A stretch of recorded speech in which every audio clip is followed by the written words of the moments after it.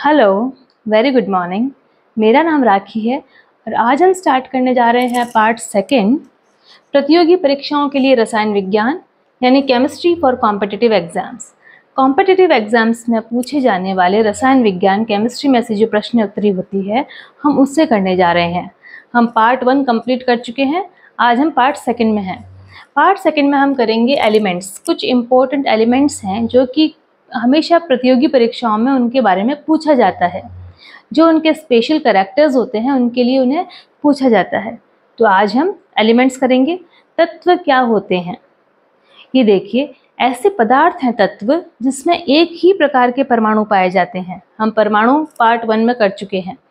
तो परमाणु मतलब ऐसे पदार्थ तत्व कहलाते हैं जिसमें एक ही प्रकार के परमाणु पाए जाते हैं। ठीक है, देखें तत्व क्या है। एलिमेंट्स वे पदार्थ जिसमें एक ही प्रकार के परमाणु पाए जाते हैं तत्व कहलाते हैं। और अब तक करीबन 118 तत्वों की खोज वैज्ञानिकों ने की है। इन 118 तत्वों को उन्होंने आवर्त सारणी पीरियोडिक टेबल में अच्छे से जमा के रखा है। ठीक है, तो आवर्त सारणी में इन 118 तत्वों को अच्छे से सीक्वेंस में उनके गुणों के आधार पर उन्हें अलग अलग वर्गों में आवर्तों में बांटा गया है। हम बात करेंगे सबसे पहला तत्व जो है हाइड्रोजन। कुछ इम्पोर्टेंट जो तत्व एलिमेंट्स जो इम्पोर्टेंट है हमारे लिए, हमारे प्रतियोगी परीक्षाओं के लिए, तो हम उन्हें करने जा रहे हैं। सबसे पहला है हाइड्रोजन। हाइड्रोजन आवर्त सारणी यानी पीरियोडिक टेबल का प्रथम तत्व है। याद रखें बच्चों, सबसे प्रथम तत्व क्या है आवर्त सारणी का? हाइड्रोजन। यह सबसे सरलतम तत्व है क्योंकि प्रथम तत्व है, एक इलेक्ट्रॉन वाला तत्व है, तो सरलतम तत्व है।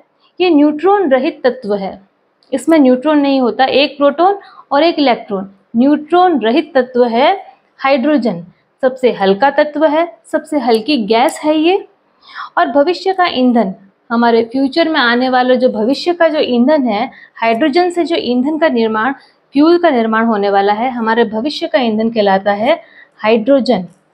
एक तरीके से ये आवारा तत्व है। पूछा जाता है कि तत्वों में से आवारा तत्व कौन सा है? ABCD क्वेश्चंस आते हैं, उसमें हाइड्रोजन को आवारा तत्व कहा जाता है।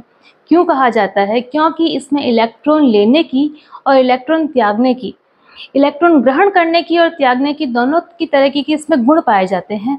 इन गुणों के कारण आवर्त सारणी में इसे कोई एक फिक्स स्थान नहीं मिला है। आवर्त सारणी में एक फिक्स स्थान न मिलने के कारण इसे आवारा तत्व कहा गया है। ठीक है बच्चों, यह आवारा तत्व है। और जिस तत्व के समस्थानिकों को अलग अलग नाम दिया गया है, इसके 3 समस्थानिक होते हैं, H11, H12, H13। H11 protium, H12 deuterium, H13 tritium. इस तरीके से इसके समस्थानिकों को अलग अलग नाम दिया गया है। इसके बाद हम बात करेंगे नाइट्रोजन की। वायुमंडल में मौजूद सर्वाधिक तत्व जो है वो नाइट्रोजन है। नाइट्रोजन गैस वायुमंडल में पाई जाने वाली सर्वाधिक मात्रा वाली तत्व है। ऑर्गन, वायु में पाया जाने वाला निष्क्रिय गैस, वायु में पाई जाने वाली निष्क्रिय गैस सर्वाधिक मात्रा में आर्गन है। उसके बाद लिथियम की बात करें, सबसे हल्की धातु लिथियम है।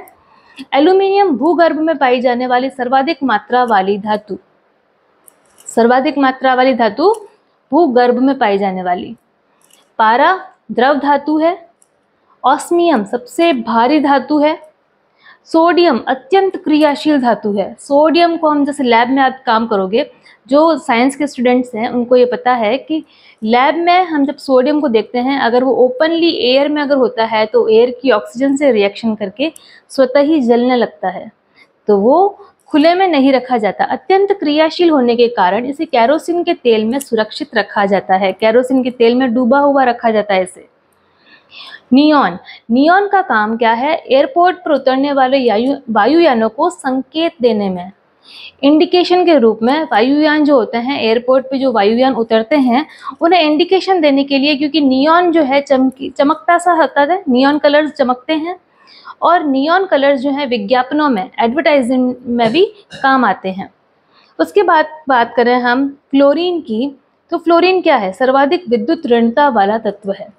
फ्लोरीन सर्वाधिक विद्युत ऋणता किसे कहते हैं? ये देखिए, बंधित इलेक्ट्रॉनों को आकर्षित करने की क्षमता। यदि फ्लोरीन किसी और परमाणु से जुड़ा है तो फ्लोरीन में ये क्षमता है कि अपने पास वाले परमाणु के इलेक्ट्रॉन्स को भी अपने में खींच लेगा।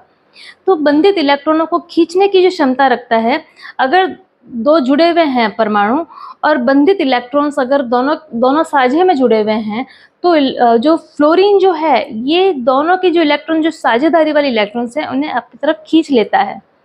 समझे इस बात को? तो बंधित इलेक्ट्रॉनों को आकर्षित करने की क्षमता होती है फ्लोरीन में। उसके बाद बात करें हम क्लोरीन की, सर्वाधिक इलेक्ट्रॉन बंधुता वाला तत्व है। सर्वाधिक इलेक्ट्रॉन बंधुता, जैसे कि नाम से पता चल रहा है, बाह्यतम कोश में इलेक्ट्रॉन बंधन की क्षमता या जुड़ने पर मुक्त हुई ऊर्जा। बाह्यतम कोश में जो परमाणु है, जो एटम है, उसकी बाह्यतम शेल में इलेक्ट्रॉन के जुड़ने पर मुक्त हुई ऊर्जा जो है वो है इलेक्ट्रॉन बंधुता, वो है क्लोरीन की सर्वाधिक इलेक्ट्रॉन बंधुता वाला तत्व। और फ्लोरीन है सर्वाधिक विद्युत ऋणता वाला तत्व। उसके बाद बात करें हम फ्रांसियम की, तो फ्रांसियम सर्वाधिक विद्युत धनात्मक वाला तत्व है। उसमें इलेक्ट्रॉन त्यागने की क्षमता बहुत अधिक होती है, क्योंकि उसके न्यूक्लियस में उपस्थित प्रोटॉन्स की जो पावर इतनी नहीं होती कि बाह्यतम कोश के इलेक्ट्रॉन्स को अपनी तरफ खींच सके, क्योंकि इसका जो परमाणु जो आकार है वह भी बहुत बड़ा है, क्योंकि इसका जो परमाणु क्रमांक है 87 है। 87 परमाणु क्रमांक है। हम पढ़ चुके हैं परमाणु क्रमांक पार्ट 1 में। ठीक है बच्चों, तो इस तरीके से हमने बात की है फ्रांसियम की। कुछ और तत्व जो हैं वो रह जाते हैं, तो उसे हम पार्ट 3 में कंप्लीट करेंगे। उसके बाद हम स्टार्ट करेंगे अयस्क। जो इम्पोर्टेंट अयस्क है, ओड्स है, जो कि हमारी पृथ्वी में भूगर्भ से प्राप्त होते हैं और हमें इम्पोर्टेंट जो एलिमेंट्स देते हैं, वो कौन कौन से अयस्क हैं, वो हम पढ़ेंगे पार्ट 3 में। तो मिलते हैं बच्चों पार्ट 3 में। Okay, bye bye.